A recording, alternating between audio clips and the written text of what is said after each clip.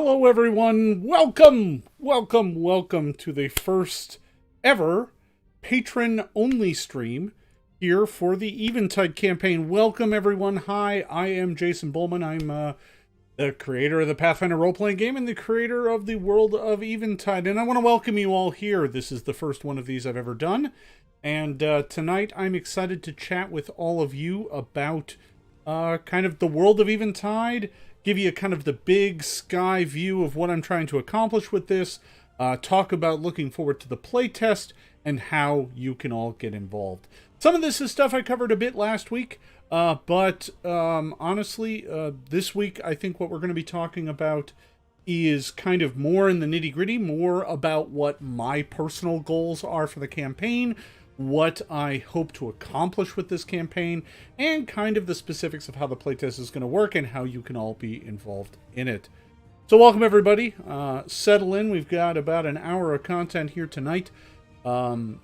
If there's time at the end, we'll open it up for some Q&A, but I do want to keep each one of these every Tuesday to about an hour. All right. So, first and foremost, the most important thing, thank you. Thank you for being here. Thank you for being one of the early supporters of this campaign. Frankly, Eventide has been a thing that's kind of been on again, off again for me for several years now. And now that we are finally getting rolling and really starting the thing moving, it means a lot to me that you are here tonight for this first stream, and that you are here supporting this project. So I want to start out today with a kind of gigantic overview of kind of what I'm hoping to accomplish with Eventide. What's the point? Why do this at all? So Eventide started out as an adventure, a type of story that I wanted to explore. This story of kind of a really involved adventure, one where the characters were provided and the narrative was told to those characters. I've always been a big fan of kind of deep, immersive narrative structure, and as I started to play around with it, I realized that it was way bigger an idea than I had thought, and that I frankly needed to go bigger. That just an adventure wasn't going to be enough. So I started building the world, and I worked on that for quite some time, and I really started to think about how I could make a world that everybody could feel like they had a deep connection and kind of a dramatic purpose in the world. And this has always been a feature of my storytelling. I like to tell the little stories. I like to tell the small tales about helping out farmers, getting the ankegs out of their fields, and murdering skeletons in the desert. I love all those little stories, but I've always been a fan of the big epic tales. The big giant stories that everybody talks about for years after, and how you build to those and how you get to those. And that's what I want to do with Even. I don't necessarily want this to be a world that, is just about a million different stories. That doesn't mean that there can't be other stories in it, but the world has a central narrative. There is one story that is the key story that I want to tell with this world. And that doesn't mean there aren't a million different ways to get there, and it doesn't mean that after that story is told that the whole thing is over, probably. But what it does mean is that everything can be traced back to this narrative, and the progress of this narrative will be a feature in a lot of campaigns. Maybe not every campaign. Maybe some campaigns will be about the story that leads to the bigger story. That's fine. But all of it revolves around this narrative. If you think about other campaign settings, there's plenty of others that have this as a central tentpole. Not all of them, but there are plenty of Polish campaigns out there, big name ones that I can think of that kind of fit in this mold. But that is what I want. So I started out by building kind of broad strokes, right? My style of world building is all about lay down some broad strokes about the world itself, kind of figure out what that central narrative is, and then start honing in to an area where I want to adventure. And I see folks in chat have already kind of caught on, which is what the hell is going on with magic. That is a part of the question, but that's only the lead-in to the question. And frankly, as patrons, I'm going to get a lot more open and honest with all of you than I am with my players, right? Because you'll notice that the player's guide kind of dances around some of these subjects because it's not something I want the players to fixate on with their starting character decision. I want them to come to the world with their character that is a natural, well-fitting part of the world, and then have them be drawn into the mystery. So that does speak to the greater narrative, though, which is what was Eventide? Why did it happen? And what has happened since? And what is in the process of happening? And what does it mean? That's the big question, right? What happens to a fantasy world when the magic starts leaking out of it? How does that affect everyone? You know, and what is the world that is left behind? Is it a fantasy world anymore? Is it mundane? Is it plain? Is it ordinary? Is that a bad thing? That's part of the question, right? It's not just the resolution of that story, but it's also the ramifications of that resolution. You know, how does a world cope with the loss of that vital spark? So I want everyone to be kind of saying, what is the deal with that? And how do they solve it, right? Can it be solved? Is it a thing that can be ultimately fixed? Maybe in your campaign it can. Maybe in my campaign it can't. But I think Eventide as a setting is going to pose that question and then let you come up with your own answer. So, you know, I've been putting out lore, and I'll be talking about kind of where you can find some of that and some ways that you're going to get access to that soon. But I've been putting out a lot of kind of lore. I've been dumping a lot of it on Minotaur Games, but it's all player focused, right? This is part of the player's guide to Eventide. So it dances around these subjects. It's not being deceptive. It's just common knowledge stuff. So in some cases, it might have some inaccuracies in it. In other cases, it might have myths and legends that aren't true. But the player's information is really there to just kind of set the stage so that they can make an adventurer. Because adventurers in this world are interesting. I think a lot of fantasy campaign settings assume that, yep, there are adventurers, and the town baker looks at an adventurer and is like, hey, you want some bread before you go to the dungeon? And the armor smith is like, hey, you want to buy some armor?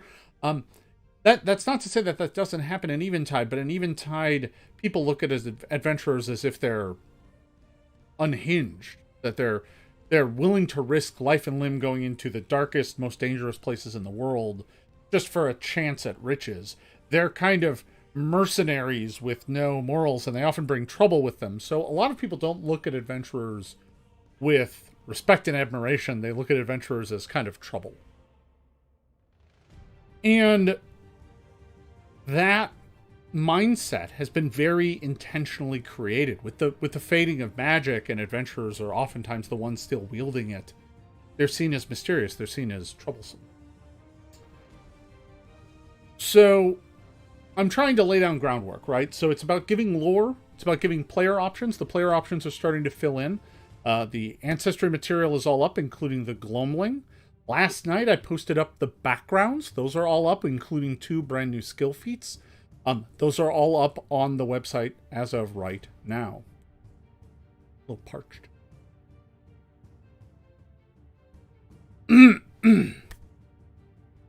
So, that material is starting to fill in, and in the coming days and weeks, I'm going to be filling in class material, including a brand new class called the Penumbrist.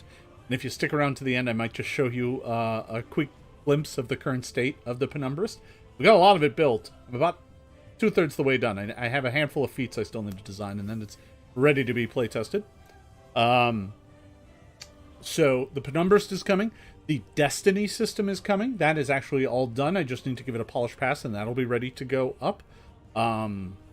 There'll be some new gear, some new spells, a lot of new spells. Right now there's a lot of focus spells and a handful of regular spells as well. So all of this material, I'm trying to get it pulled together as quickly as possible because I have playtest groups that are waiting for this material, and I'll get to that here in just a minute. But the player's guide doesn't contain everything. In fact, it very specifically edits out a lot of information. You might have noticed that there's this whole kind of like gazetteer of places in the Iskar Valley and in Wormbone. There is indeed. But that material is incomplete. It does not contain secrets. It does not contain adventure hooks. All of that material is written. It's just waiting for the GM side to be. That's something I'm going to tackle after I get the player's guide up, because frankly, I'm on a timetable here to get the players their information. Yeah, there is a bit of a mindset floating in the game about adventurers that is similar to how the Shire looks at adventurous folk. Yeah, that's accurate. Yeah, absolutely. So one of the big things that's not in the player's guide is one of the central cruxes of the entire campaign. I think it might get mentioned maybe once in the player's guide. And it's a document called the 7 Truths. Hold on here just a second. Check a thing. I got a bit of a stream error here. Let me just make sure that it's holding up. Okay. Yeah, seems to be fine. Okay. So, the 7 Truths. There's a big thing about these. The 7 Truths is a treatise. There was a scholar shortly in the era after Eventide. And this scholar kind of looked into Eventide and spent the rest of his life exploring it, trying to understand it, trying to get a better sense of what happened, why it occurred, and what it meant. And he spent his whole life doing it, the entire rest of his life. He spent 40 years researching it. And the GM's Guide will discuss this a bit in more detail. And at the end, he wrote it all down in a treatise called The 7 Truths. And he mailed that treatise to at least the Library of Gorgassa, which is a gigantic library, gigantic elven library. And he mailed it to them, and then promptly took his own life. And no one's seen a copy of it since. The library doesn't claim to have ever received it, and since then it's fallen into rumor and myth. The 7 Truths are pivotal to the world of Evil. I don't believe I've ever released any of them except for the first one. The first one is relatively well known because the first one was mentioned in a letter he sent while he was still alive to the Queen of Zankar. And the first truth, I will repeat it here as soon as I can dig it up. File.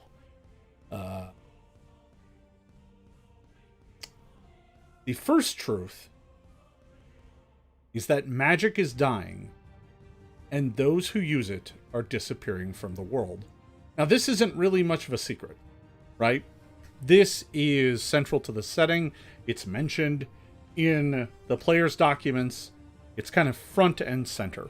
So there's no real surprise with that one. But from that point onward, they get bigger and, frankly, a lot more interesting. But I'm not going to reveal them all right now. I'm just not. They're not going to be revealed as part of the first adventure. As a matter of fact, discovering these is going to be something I do over time. And just like I want them to be important for the players, I want them to be important for all of you as well. And that means, frankly, giving them the time to be developed and discovered, right? They should be a central thing you learn as part of the story, because they are what helps to uncover the truth. So that's what we got coming out. There's a whole bunch of stuff that I'm hoping to put up with GM stuff that's going to give you adventure hooks and ideas. Plenty of stuff to play around with, especially in Wormbone. Boy, I've got a lot of fun stuff in Wormbone. There's a lot of those locations that actually are like twice to 3 times as long because of all the extra stuff happening with them. They have, weird, quirky characters. They talk about the people who run them and own them. They also talk about what is going on there, what strange happenings are going on. There's a whole lot of lore. All that's going to be coming on the GMs. But that's going to have to wait, because I have to finish the player's guide first. And I will tell you this. The player's guide is coming along quite well. The world part of it has already gone out to my players, because I already prepared it as a PDF for them. This PDF is going to be going out to higher tier supporters here relatively soon, to give them a sense of where we are heading. But I want to give you a look as to what these early ones look like. So it looks like this. This is what the early World Guide document looks like. And it's like this. So it's laid out. It's nice. Doesn't have much in the way of art. Art is something that's going to come a little later. But it is laid out and not too shabby to look at.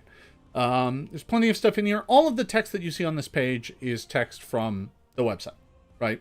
It's all on MinotaurGames.com right now.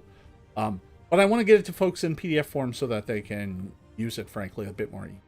The website is there to give you a glimpse, to give you a look at it, but PDFs are going to be the way to go. Now, this is going to be something that will be going out free to folks, I believe, of the Eventide Master level and higher.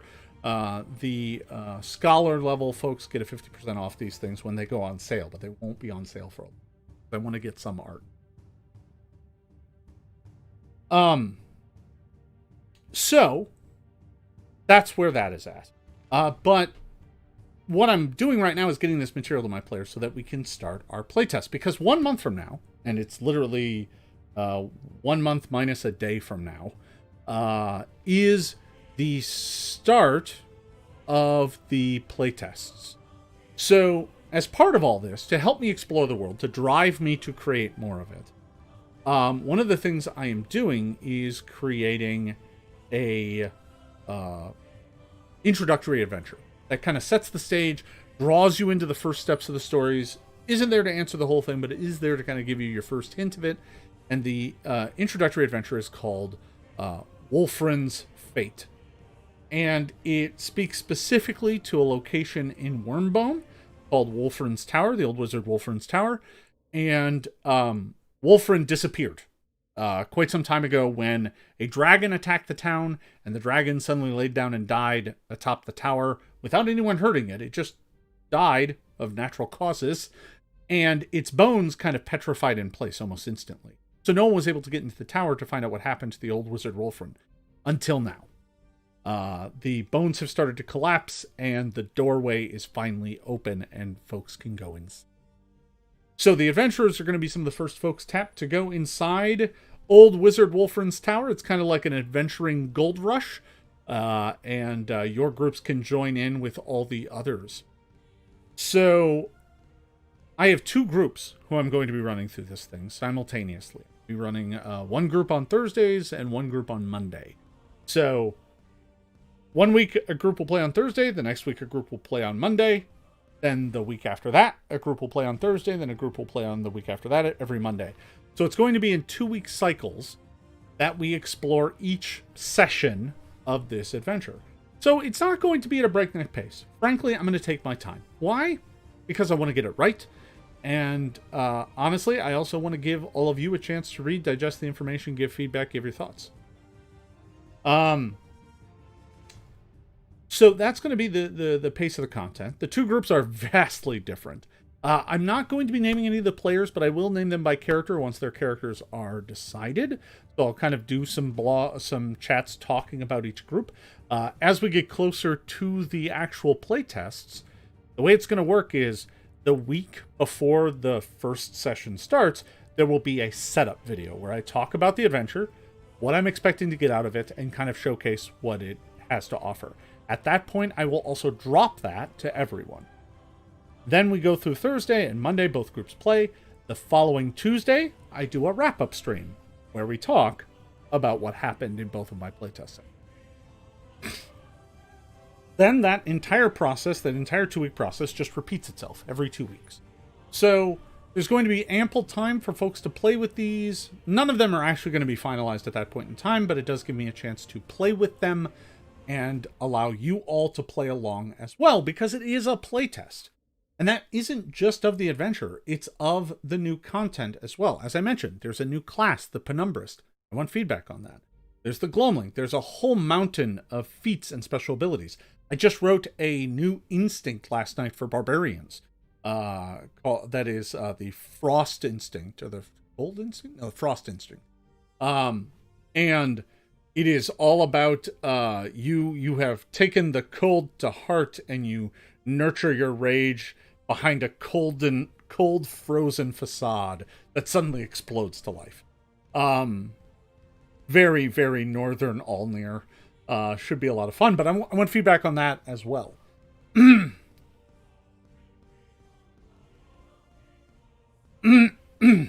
But there's new material for all of the classes, right? Well, except Druid. Druid doesn't get new material because Druid is a rare class. There are no Druids in Eventide, so there won't be new material for Druids. Sorry, Druid players. But you are getting a brand new class, the Penumbrist. But, you know, every class will be getting some new things, some interesting things to play with. Yeah, folks are already starting to guess who my players are. Some of them will probably self-identify, but I'm not going to ask any of them to. And I'm going to make sure that anybody who does not want to be identified, you know, because frankly, we're doing this for fun. And, you know, if folks just want to play their characters in peace and not have the pressure of being directly associated with a giant public campaign, that's perfectly fine by me. So that is the 2-week cycle. That's going to start next month. The first session, I believe I have scheduled for, boy, I want to say it's like April 7th. Yeah, it's April 7th. Thursday, April 7th is the first actual session of Eventide, the Eventide campaign. And then the next game actually, I think, is the only one that I have to shift. So I think the first one is on the 7th, and then the next playtest group, which would normally meet on the 4th, will instead be meeting on the 13th because of a scheduling conflict. The only one that we had, so we'll cope with that. But it'll all work out, I'm sure. If Dan wasn't invited, it'd be awkward. No, you're right. There's a lot of folks here from my normal Twitch streams, and they all know my good buddy Dan. So yeah, no, it's gonna be a lot of fun. So that's the 2-week cycle, and that starts in early April. Now beyond that, we're going to start seeing some art, which I'm really excited about. Just here today, I signed a contract with an artist for 4 pieces. I'm going to test them out, get some pieces from this artist before I order more. I'm going to be exploring more artists. I have actually a list of about 5 or 6 I want to reach out and contact. But art is also really expensive, so I can't order it all at once. But I am working to order a fair bit of it now, including a cover piece, a piece of art for the Gloamling, a piece of art for the Penumbrist, and another take on the Seneschar Elves. So I want to get kind of all of that art put together, because frankly, some of that is the ways in which Eventide is very different from other settings, so I want to get some of that down first, especially Gloamlings. And so all of that, I think I'll see the art probably in May, would be my guess. I might see some pieces early, but we'll see. Yeah. No, it's definitely not cheap. But honestly, folks, that's why I'm doing the Patreon. The Patreon is here to help fund the art costs. The writing I can do, the layout I can do, the website building I can do. And, I mean, I can do maps, but I'm not an artist. So that is something that I definitely need help with. And frankly, further down the line, if I hit higher funding goals, I can start paying for editors and someone else to do the layout other than me, because it's time consuming. But yeah, that's kind of where we're heading toward the playtest. Now, there are a bunch of ways that all of you can get involved as well. There are, first of all, there's participating in the playtest. That's the most obvious, straightforward way. Everybody's Scholar tier and up is going to get the documents and be able to participate in the playtest. The playtest is basically of the adventure, of the class, of the new ancestry. All of that material is there waiting to be tested and played with, and I'm looking forward to getting your feedback. Now, the best way to give me feedback is probably through Discord. For those of you who haven't connected yourself to the Discord channel, I highly recommend that you do. There are 2 channels in there specifically for Discord members. One is a general Eventide chat. Another one is the Eventide chat for those of the Lord tier or higher to ask me personal questions. Kind of like the fast track lane to get my attention. But I highly recommend you check out the Discord and connect your Patreon account there. If you haven't found it, you can go to the Patreon page, go up to my membership on my, so if you're in Patreon and you go to the Jason Boltman Patreon page, there's a tab in there called My Membership. In My Membership, there is a link to connect to Discord. And I've got a good community on Discord. There's lots of folks talking about a lot of different things. There's a whole bunch of channels for all kinds of stuff. But there are some Eventide specific channels. Those are going to be one of the primary ways that I interface with folks. And in fact, I will probably create Patreon-only playtest channels as well, just so as to not muddy the water. So that should give folks a direct way to give feedback on the Penumbrists, on the Gloamling, on the Adventures, on all of the content, because there is a lot of content. There's ancestry feats for a bunch of folks. There's new backgrounds. There's new class features. There's going to be new spells, new magic items, all sorts of. But I also want to stress that folks, getting the most out of your patronage is spread out over a couple places, right? If you haven't, there are the occasional cat pictures as well of my dumb cat Rango. So there's lots of benefits to being on the Discord. You get to see my dumb cat. He's dumb, but I love him. So, but there's a lot of different ways you can get the most out of your patronage. Not only is there this chat, which is going to be happening every Tuesday from this point forward, 7 to 8 p.m. Pacific time, from now until I run out of adventures to tell. We are going to be doing a stream here talking about the campaign, talking about the upcoming adventures. Even if those adventures take a pause, we'll talk about the other things I'm going to build. Because frankly, if this goes according to plan, we start by focusing on Wormbone and the Icescar Valley. I really in the future want to do a kind of setting supplement set in Varnathus, the kind of steam-powered port town over on the coast. And eventually I'd love to do, a book about Bellcrash. I'd love to do a book about the Zankar Imperium. I'd love to do a book about Crownbog. There's so many fun places to visit just in Alnir, and that's just one continent. So, yes, there are plenty of cat pictures. I got a question here. How do you unlock the Patreon Eventide channels in Discord? They should unlock automatically. It may take a while. It takes a bit to sync to make sure that you are a patron. So sometimes it takes a little bit for that to lock and sync up. I'll investigate and make sure that is working properly. But if it's not, ping me in one of the regular channels and say, hey, I can't find this for some reason.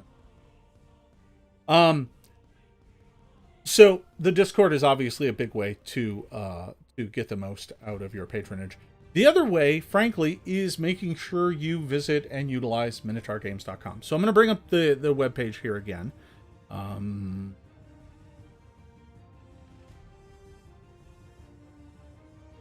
There it is. Okay.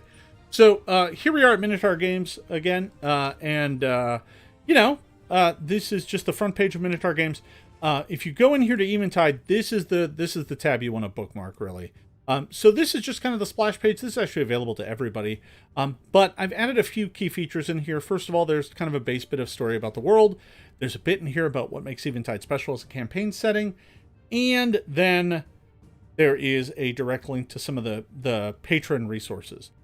The other thing I realized I really needed was a bit that told you what the most recent updates were. So whenever I make an update to one of the pages, I'm going to add it here. I'm going to leave the top 5 most recent updates up here at all times so that folks can always tell what the new content is. So as you can see here, backgrounds got added just yesterday. So let's go ahead and click through on that. And that is going to take us to the background section. So here we've got backgrounds tied specifically to the Icescar Valley. There's plenty here to work with. Lots of kind of new backgrounds, and there's a handful of skill feats as well. There's actually 2 skill feats right at the moment. These will eventually end up in a skill feat section, but right now this made sense to put them here just so that folks had them. But there's plenty of material in here, right? The entire player archive is actually coming together nicely. History of Alnir, Icescar Valley, Town of Wormbone, Life in Eventide. The ancestry and background pages are now both complete. The class page is next. So there's plenty of material in here, and of course the Gloamling is in here as well. If you missed it, I did post up a patron post that contained a PDF of the Gloamling, making it easy for you to read it and absorb it instead of just scrolling through a web page. But there's tons of other material on here as well. New goblin feats, new halfling feats, new human feats, a new human heritage, the Echo Touched.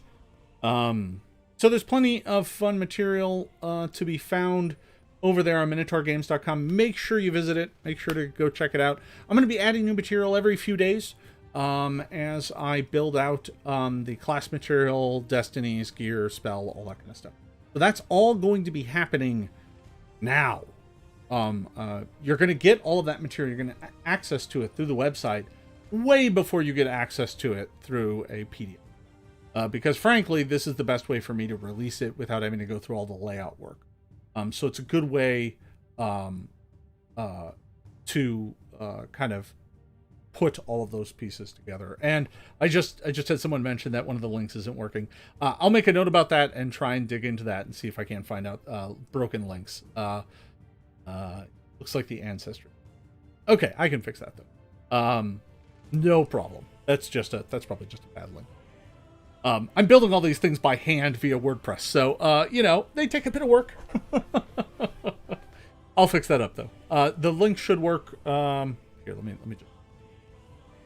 just. So it sounds like the ancestry link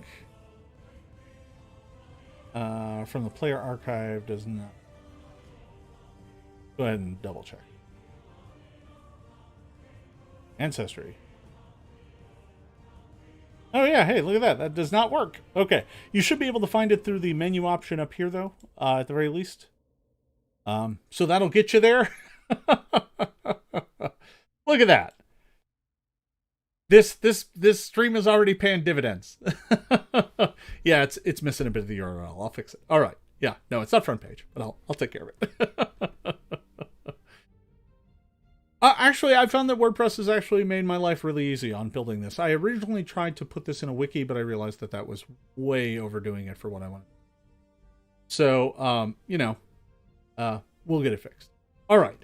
So, that is one of the other ways that you can obviously get connected on this. Now, there's some differences between the Scholar tier and the Master tier. The Scholar tier really isn't going to be getting a lot of early PDF drops. The Scholar tier is going to be waiting for some of the PDFs to drop fully, but the Scholar also has will get access to the Adventure PDFs early, and obviously has access to the page. We'll probably get the Penumbrist PDF for free as well, just because those are the major ones. But the larger kind of giant world guide PDFs, those will not be going out to the Scholar level right away. But the Master level, we'll get those right away. There is one level above that. There is the Lord level. The Lord level comes with 2 additional benefits that are worth noting. First of all, I only have 20 spots for this because it does require me to do extra work. One is every month that you are a patron, you earn 100-word credit with me that I will design specific content for you in your Eventide campaign. So every month you get 100 words, and you can build those up and spend them however you want. I can talk to you about how to spend those. Pretty straight. The other thing is they get their own channel on Discord to talk to me directly. That's kind of the fast lane chat with me. It's a bit more expensive, but you're really paying for the words because you get your own bespoke content. So yeah, there's that. So if you're currently, any of the tier levels, hey, you got my huge thanks. But you will get more out of the higher tiers as best I can. I'm going to try and make sure that I calibrate those over time. This is kind of my first time actually doing this on a monthly basis, so I'm still trying to work out some of the kinks and figure out kind of some of the ins and outs of how it all works. So far it's working out pretty well. Okay. Well, we kind of got to the end of my outline. My outline went really fast here this week. That was like 35 minutes. I did gloss over some of the stuff that I covered last week in kind of the larger, broader one. But, I do have a little bit of time here, so I think what I'd like to do here at the end is, I'd like to talk a little bit about the adventure, because I really haven't talked about it much at all. So if you are planning on being a player in this, spoiler alert, because there's going to be spoilers. But if you are just going to be a GM or you're interested in seeing where the story goes, I want to talk to you a little bit about where the adventure is going, what its state is currently at. The adventure is currently partially written. The early parts of it are almost done. At least my first draft. And that's the thing, right? Everything I'm doing at this point is kind of a first draft. Some of the content is, frankly, probably more like third draft. It's been through a handful of revisions by me over the years. But this adventure is really still first draft. I've never run it. It's still in kind of its early phases. I'm currently in the middle of kind of rewriting some parts of it because the initial setup assumed that the players don't know anything about the world because there wasn't a player's guide at that point in time. But now that there's a player's guide, I don't need to kind of include a giant preamble about it. I might save it as a sidebar or an additional kind of appendix for those who want to jump right in. So the adventure is basically starts at the moment the tower opens up. The players are not assumed to know each other necessarily. Some of them can, but they don't have to be a group at the start. They're first level characters.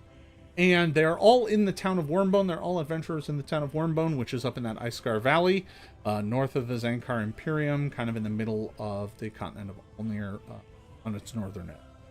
And it is fall in Alnir at this point in time.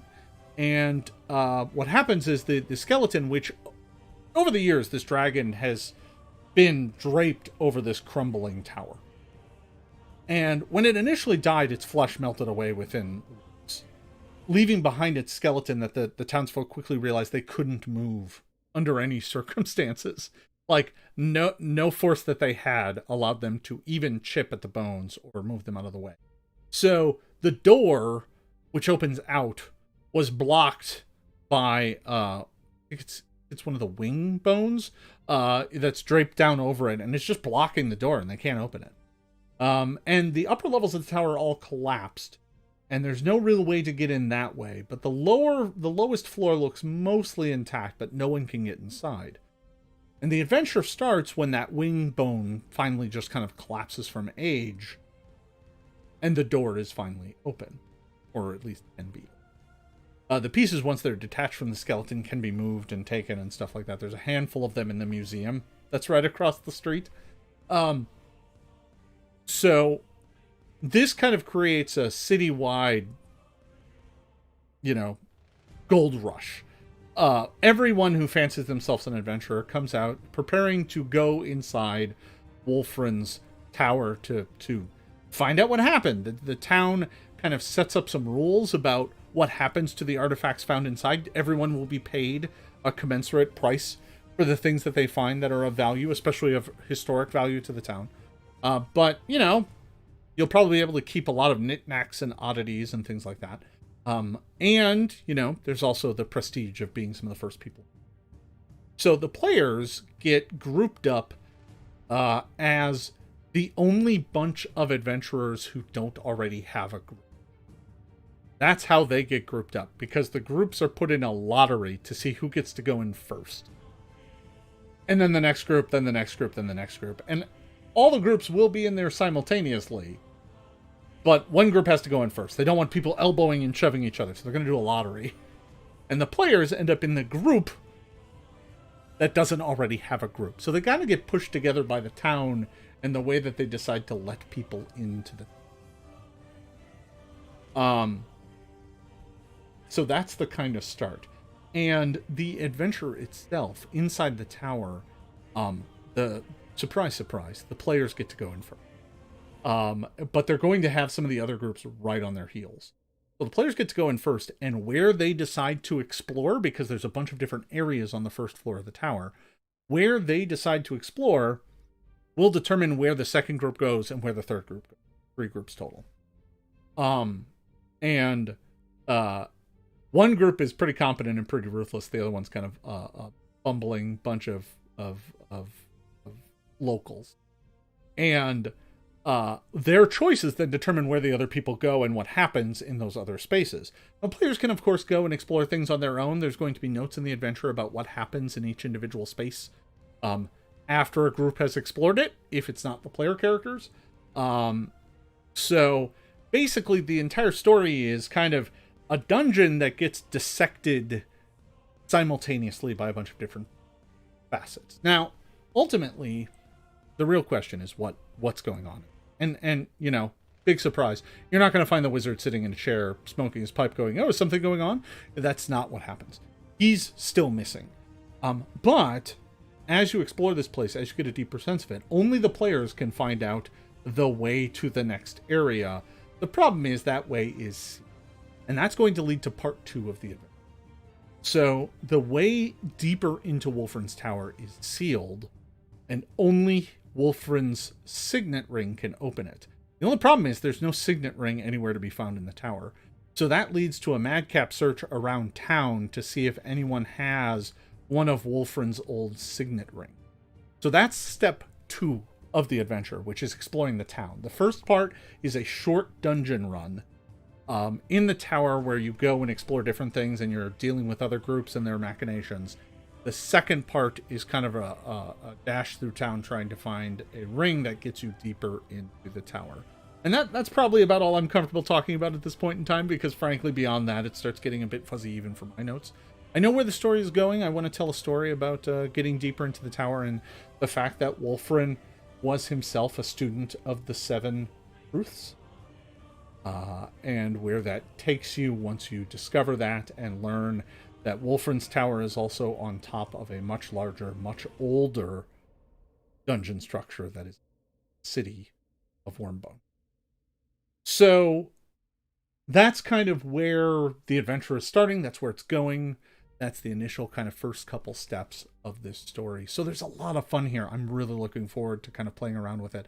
Eventually, I want to take the players outside of Wormbone. I want to take them, into various other places around the Icescar Valley. There's kind of like, there's Red Thistle, a nice, happy herding town where instead of being farmers, they're all herders, and it's out on the other side of the forest. There is a demon and fiend infested elven ruin in the middle of the forest. There's the dwarves guarding the way up to Rhymeshield and the mystery about Rhymeshield. Hell, I wouldn't even mind writing an adventure at some point in time that takes you up to the weird Cyclops Mountain with the hole in it. So there's a lot of kind of fun stuff to explore in the region. And then, frankly, once I've kind of exhausted all that, I want to take the party to Varnathis. I'd love to take them further afield and take them to even other towns and other. Well, yeah, in fact, there is an old elven ruin, right? That's the thing about Wormbone, is that it's built on an old elven city. That city being Ilsamvanir, and that city was abandoned about not 1,000 years ago, more like 700 years ago. But what was the deal with Ilsamvanir? What happened during Eventide that caused the collapse of that city over the next several hundred? There's a lot of kind of interesting, fun stuff to explore, kind of just in the city. Not to mention the fact I've got a whole bunch of kind of interesting characters floating around in the city itself. You've got kind of the machinations of a large. One of the things that's an undercurrent, and you don't really get a lot of it in the player's guide, you'll get a lot more of it in the GM guide, is that the North is actually, although they are a conglomerate of free city-states, there is actually a ruling substructure underneath it that is called the 9 Spokes, which is 9 merchant families, or at least it started as 9, who actually control most of the trade and power and money in the North, and they have big says in what happens in the North, and they are actually what is keeping Zen at bay because of their economic might, that they have kind of free reign trade, and they're the only port that stays. Varnathis is the only port in the North that does not ice up in the winter because of hot springs. So there's kind of substrates of that. There's the politics in the town between kind of the representatives from the 9 Spokes who control the town and some upstart, the Upstart League that's trying to manipulate and gain power, and try and make things a bit more equal and fair for all. There's a lot of things like that I want to play with in the town itself, but those are stories further afield. Really kind of what I want to do with the start of this campaign is set down kind of some breadcrumbs of this mystery, of this greater story to be told, and then from there go forward and explore broader stories, all as part of a larger context, right? So it's about setting down some base and then giving, frankly, the players some free reign to play around with things. I may poll both groups to see what they want to do.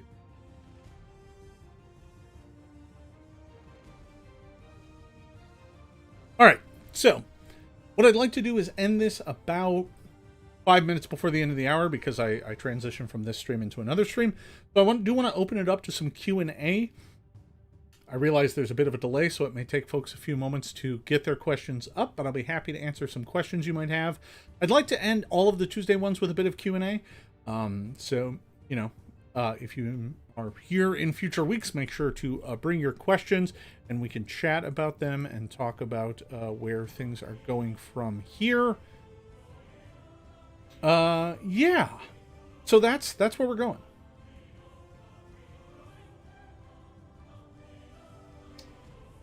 So, okay. I got a couple questions here. Some of the first questions here are, the idea that one of the central things is that the seven truths become kind of something that gets put in front of the players early on, but they don't really have a lot of agency to uncover them. In fact, discovering them takes a lot more effort than just, say, finding a book and reading them, because there is no book that has all of them, or at least none that the PCs are going to find, because it's incredibly rare. So should they try and seek them out and find them? Maybe. It might be something that interests them, especially if they start to get worried about what's happening in the world. And as this story unfolds, those threats and those dangers and what's causing this may become very personal to them. At least that's my hope. Is the Zankar Imperium evil or just big? It's a hard question. The Zankar Imperium, you could describe them as evil. I would describe them more as extremely lawful, to the point that they are cruel in some. So they're kind of an open question on that front. I'm trying to cast them as not exactly, you know, mustache twirling evil. They're certainly not good. There's plenty of people who don't want to be under Zankar rule. But the Zankar do constantly expand and take over neighboring plots of land. But when they do, it's not like they enslave people. They ban magic, for the most part, and they install Zankar law and Zankar religion. But they allow folks to vote in their own local governor, and they allow folks to replace all of the local Zankar militia with locals, right? But it's all now under the guise of Zankar. So it's not so cut and dry. Name of a brewery in Wormbone. I'm not sure I have one yet. Maybe I'll do a poll for one of those. That is one thing I want to do here in the future, is start seeding the campaign with some ideas from folks from the Patreon. So we will, I'll be doing some of that. I believe a lot of that stuff is for folks of the Lord tier, just so you know. Okay, how do the planes work? Boy, that's a big topic. I'll say this. The planar cosmology is very different than it is in other worlds. There are 4 primary seats of power in the multiverse, and each one has a sphere of influence that overlaps the material plane. So if you think about it like a diagram, there's the material plane, and then you've got 4 seats of power, each one of which is a source of magic, and it has its own theme. So the divine is the heavens, where all of the divine beings live. The good ones, the bad ones, all of them are out in that. They don't have their own planes. They're all on one plane. And that is a gigantic plane, but they all share it. And that is where divine magic comes from. Opposite that is the elemental plane, where all of the elemental magic comes from and all of the elemental lords. Right? So divine magic, or primal magic, and occult magic have their own realms as well, and they also overlap. So the way that kind of works is, there is the plane, and then there is where the plane overlaps the material plane. Where it overlaps the plane is where you have these weird transitive planes. So the astral plane is where the heavens overlaps the material. The primal plane, where it overlaps the material, is the realm of the Fae, the vibrant worlds, the vibrant land. Where the occult throne sits over the material plane is the Shadowland, and where the elemental plane sits over the material plane is the ethereal plane. Now, you have caught on to something. Is there some changes with how spells interact with the planes? Yes, and it's way too big for me to talk about here today, so I'm going to put a peg in that. We'll come back to it in a few. What is the second truth? You're not getting me that easy. How many players are in each one of my playtest groups? 5. Both of them have 5 players. The adventures I will be writing will be from 4 to 6, and it'll talk about how to adjust them to be 4, 5, or 6 players. Can I share any details about the Penumbrist? Yes, I can. How about this? That is the current state of the Penumbrist. It's still a Word document. It's still coming along. There's a lot more of it than this, obviously. This is just kind of the first start of it. There's plenty more that I still need to work on, but the Penumbrist is coming along. I think the Penumbrist will probably be done within a week or so, maybe a week and a half. Should be by mid-month. It should be up to everybody. With magic weakening, how does that affect the souls of those who die? That speaks to a bigger planar cosmological question about how souls are created in the world of Eventide, what they do, and how they progress. It is also a very complicated question. I'm really starting to realize I could probably do an entire stream just talking about planar cosmology. And I probably should do that. So suffice to say, souls are created in the heavens. They are then sent to the elemental plane where they have material attached to them and become living creatures. They then live in the material plane where they grow up, they attain experiences and die, and then their souls go back to the heavens. And that is how souls cycle through the world of Eventide. And how they pass from the heavens to the material, or to the elemental plane where they get material added to them and become living creatures. Whether or not they go more in the shadow realm or more in the fey realm kind of determines whether or not they're more good or more evil, kind of. It's complicated. So, definitely worth talking about in the... let's see. Who are the 5 deities? Ooh, that is a fine question. They are actually covered already in the Life in Eventide page. So if you want to know who the 5 deities are, they are Astramari, the good deity, Valanav, the lawful deity, Ermnagor, the neutral deity, Silara, the chaotic deity, and Silvex, the evil deity. There used to be a lot more deities. Each deity was represented in the heavens by a constellation.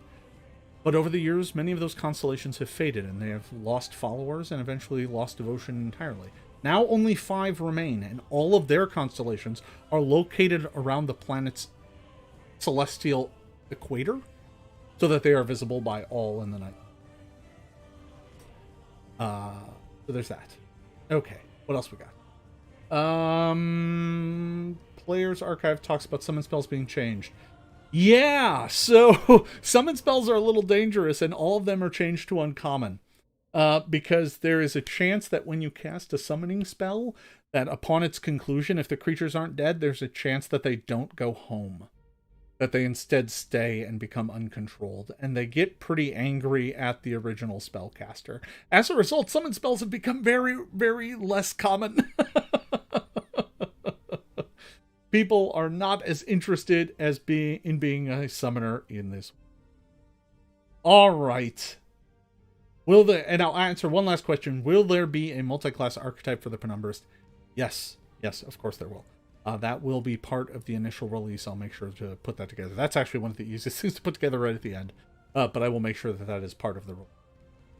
So there you go, folks. That is our first stream. We did it.